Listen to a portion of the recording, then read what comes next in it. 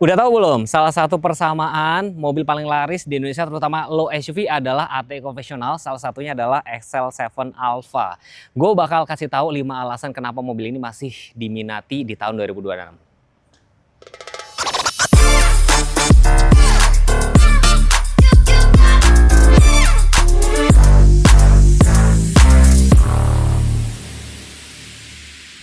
Di samping gue ini sudah ada XL7 Alpha Hybrid. Dijual sekitar 310 untuk varian two-tone. Nah, untuk Kuronya itu sekitar 316 juta. Tapi kalau teman-teman misalkan pengen tahu harga netnya, nanti kontak marketing saya taruh di layar kalau nggak di pin komen. Atau nanya-nanya dulu sama Mas Edwin ya. Alasan pertama yang bikin mobil ini cukup laris apa pertama? Menurut gue adalah yang AT konvensional. Karena di Indonesia ini kayaknya orang Indonesia tuh masih butuh AT konvensional yang lebih bandel. Ya kan? Terkenal bandel, lebih kuat nanjak, dan BBM-nya irit. Kita ngomongin pertama adalah konsumsi BBM irit. Seirit apa sih? Temen gue kan juga pakai. Mungkin teman-teman yang sudah pakai XL7 pasti follow kan. My Name X itu teman gue tuh Mas Ezi tuh. Dia sering pakai XL7 ini, sering dibikin konten. Itu bisa ketemu 1:19. Kalau dalam kota ya 1:13, 15 itu gampang. Tergantung injakan kaki. Masih AT konvensional, ya kalian harus di sekolah nih. Kita ngomongin pajak SNK dulu nih. Pajak SNK sekitar tuh 4.300.000. So lah mirip-mirip dengan kayak mobil gue gitu loh. Bahkan kemarin gue sempat bikin celetukan kalau mobil gue ras ganti apa ya gitu. Banyak nyeletuk ya ganti SL7 aja mas dan segala macem. Wah kalian pasti dukung banget ya kalau gue ganti itu ya. Remote-nya tuh seperti ini ya, tombol lock, unlock, terus ini ada aksen-aksen warna biru. Jadi zaman now mau mobil secanggih apapun, orang Indonesia tuh masih butuh mobil yang irit. Apalagi ya zaman now itu kan sekarang cari BBM susah dan segala macam, biaya hidup segala mahal, jadi orang pasti tetap cari yang irit-iritnya. Ngomongin mobil tentunya jadi jantung utama dalam mesin. Mesinnya itu pakai kode K15B dengan tenaga 1500 cc ya. Tenaganya sekitar 103, torsinya sekitar 138 Nm. Air intake-nya tinggi. Salah satu kunci mobil laku di Indonesia itu adalah bentuknya apa? Bentuknya SUV, 3 baris. Mungkin inilah yang bikin laris. Dan yang tadi sempat gue mention, AT konvensional itu lebih terkenal bandel, lebih kuat nanjak, secara performa cukup oke, apalagi nih varian hybrid ya, dia ada tambahan tenaga. Tapi kalau misalnya teman-teman nggak mau hybridnya atau takut dan segala macam, meskipun ada garansi ya, kalian bisa ambil ke Zeta. Makanya nggak heran gue kalau bikin konten tuh Zeta, kalau nggak Alpha tuh pasti keduanya cukup rame. Sudah dikasih peredam mesin juga, dan nanti kalau misalkan free apa segala macam, teman-teman nanti bisa ngobrol sama si Mas Edwin ya. Halo Bapak Ibu Suzuki Lovers, balik lagi dengan saya Edwin Setiawan di Suzuki Pusat Pulau Gadung yang beralamat di Jalan Raya Bekasi, kilometer 19, patokannya itu di Terminal Pulau Gadung. Bapak Ibu bisa miliki XL7 ini dengan DP 25 jutaan atau angsuran di angka 5 jutaan. Ya, Bapak Ibu, di samping saya ini ada SUV Coupe-nya dari Suzuki. Bapak Ibu sudah dapatkan Front ini dengan DP 25 juta atau angsuran di angka 4 jutaan. Oke, Bapak Ibu, di samping saya ini ada Suzuki Grand Vitara MC. Bapak Ibu bisa miliki DP dengan 30 juta atau angsuran di angka 7 jutaan. Ya, untuk Bapak Ibu yang ingin melakukan tukar tambah atau trade-in dari unit lamanya ke mobil baru, di sini kita ada layanan auto value. Di mana unit lama Bapak Ibu masih bisa pakai sampai dengan unit barunya itu turun di rumah. Plusnya lagi dapat cashback sekitar 4 jutaan. Ya, untuk Bapak Ibu yang ingin melakukan test drive atau langsung pemesanan unit, Bapak Ibu bisa hubungi saya di 0811 1997 081 atau janjian di Suzuki Pusat Pulau Gadung. Terima kasih. Alasan selanjutnya adalah dimensinya sih sudah cukup pas. Tadi gue sempat mention kan alasan mobil laku atau syarat mobil laku di Indonesia apa? Bentuknya SUV 3 baris nih, secara dimensi sekitar 4,4, wheelbase sekitar 2740, cukup lapang loh. Dan dengan ground clearance cukup tinggi, bikin orang juga cukup pede kalau pakai mobil ini kemana-mana gitu loh. Dari bumper depan, arc wheel, side skirt itu perpaduan nih. Di sini warna hitam dop, terus di sini ada emblem VVT, ada side body molding juga. Terus nih velgnya tuh seperti ini teman-teman ya. Jadi warnanya tuh sebenarnya mereka nyebutnya black glossy, tapi kalau diperhatiin ini warnanya tuh agak apa ya nih? Ini abu-abu nggak sih? Profil bannya 195, 60, ringnya 16. Cakramnya cuma depan doang, belakang belum. Tapi kayak rem ABS itu sudah ada, hill start assist juga sudah ada. Tapi beberapa yang gue sering bahas tuh kayak gini. Misalkan kita kunci teman-teman ya. Itu kalian bisa atur nih pada saat kalian buka. Yang kebuka hanya sebelah sini aja, yang lain masih kekunci apa enggak. Cuman ini lagi diatur, dia kebuka semua. Tapi kalau kalian pengen kebuka sebelah sini doang bisa banget. Terus ada roof rail juga. Jadi kalau kalian misalkan mau camping-camping itu bisa pakai juga. tangki BBM letaknya sebelah sini. Kalau gue baca-baca sih tangkinya sekitar 40 liter ya. Gue tuh suka ngobrol sama temen gue ya. Jadi kayak misalkan ada beberapa teman-teman yang cari mobil keluarga tuh gue selalu saranin, coba deh lu lihat XL7 nih, meskipun mobil keluarga cari 3 baris, lihat dulu deh. Ada beberapa yang suka, ada yang enggak. Kalau yang misalkan nggak suka mungkin karena image perindavan. Tapi kalau yang suka tuh karena dia kalau beli XL7 dimodif-modif, coba deh beli warna hitam ya, velgnya diganti itu udah langsung cakep gitu loh. Teman-teman bisa lihat dari tampak belakang ya.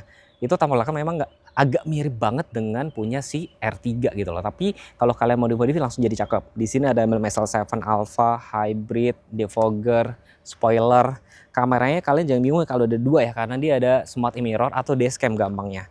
Dan bagasinya itu nih, ini kan posisi masih terkunci ya, ini kebuka ya. Dia juga bisa diatur kalau misalkan bagasinya kebuka, keempat pintu lainnya masih terkunci, dia bisa juga. Terus baris ketiga bisa dilipat rata. Dan setahu gue itu kayak awal-awal deh, awal-awal dia kalau nggak Livina gitu gue lupa. Dia salah satunya yang kayak mempopulerkan baris ketiga bisa dilipat rata.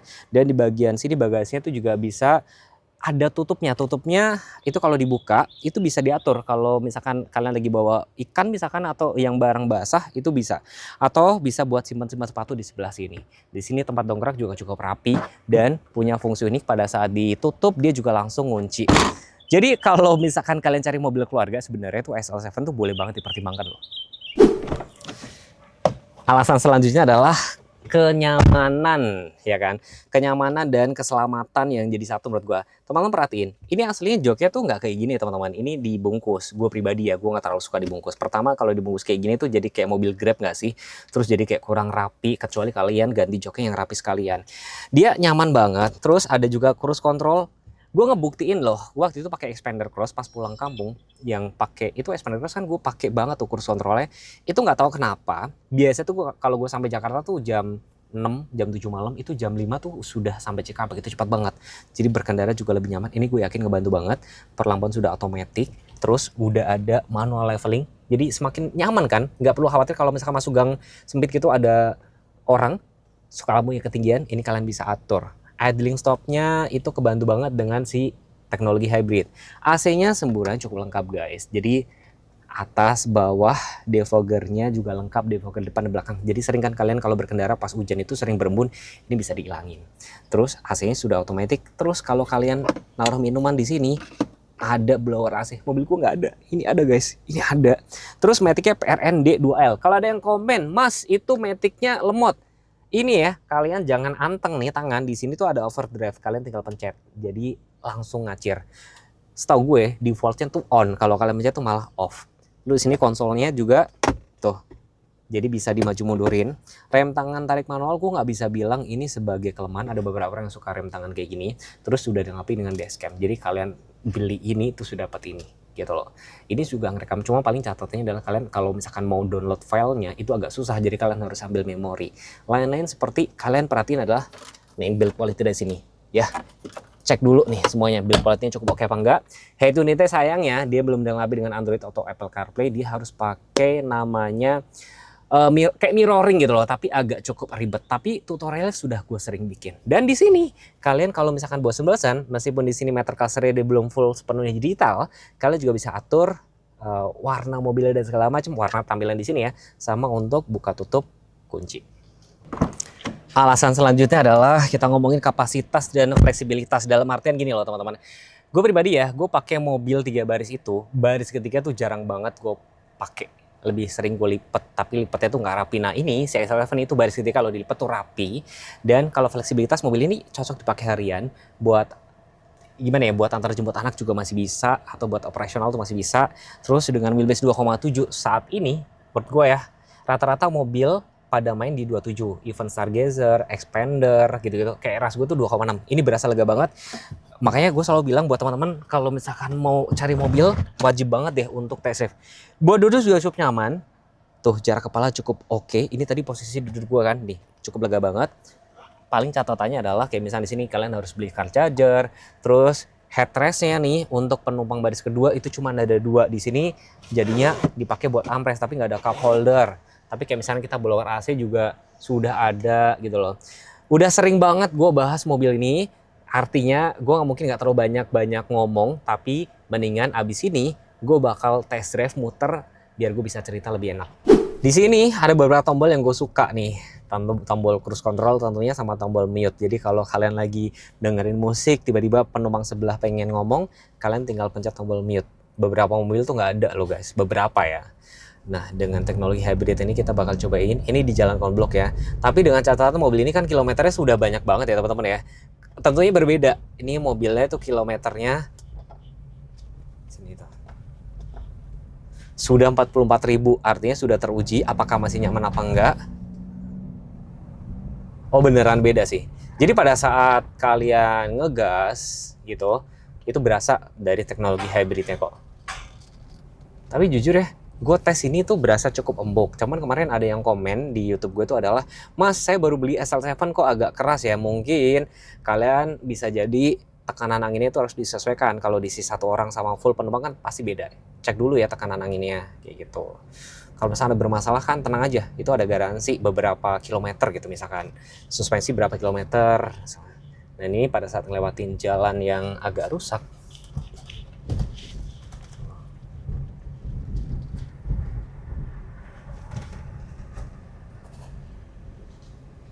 cukup nyaman.